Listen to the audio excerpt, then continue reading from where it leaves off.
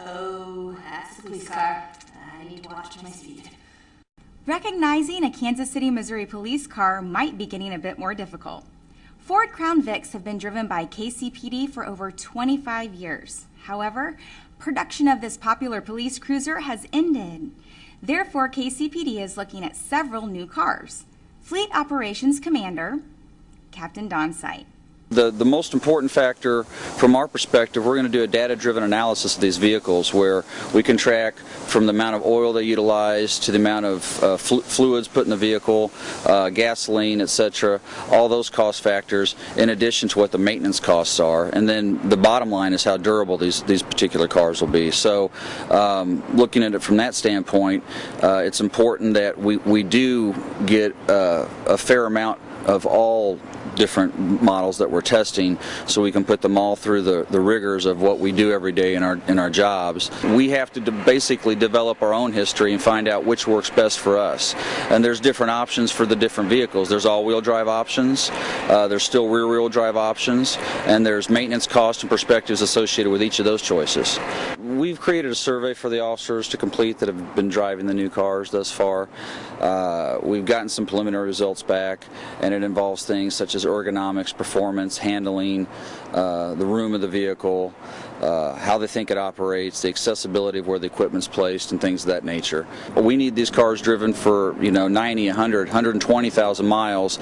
These are all new models to us. There's no history associated with these particular cars. So we're in a position in our police department where we drive cars for 5, 6, 7 years. Out at our driving track, the new cars are put through their paces.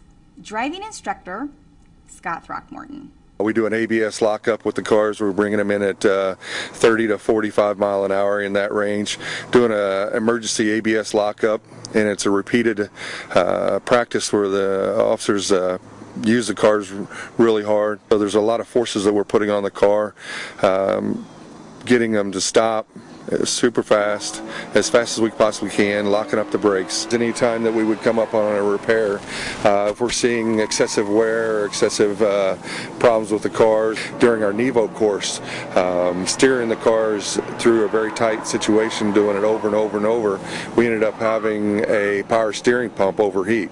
That repeated use showed up faster than what it would ever show up in the field. So we experienced something like that. We relate that to our fleet, and then fleet calls the manufacturer of the company and says, "Is anybody else experiencing any kind of problems like that?" Currently, our police department's allowed us to have 3 of the 4 manufactured vehicles that's brand new out to the field. We have the Dodge, the V6, and the Hemi. We have the Ford Interceptor car, the Ford Interceptor SUV, and we was at one time evaluating the Chevrolet Caprice. Typically, the department purchases 45 to 60 cars per year and have a fleet of almost 1,000 vehicles. I'm Officer Shelley Gaddis. Have a safe week.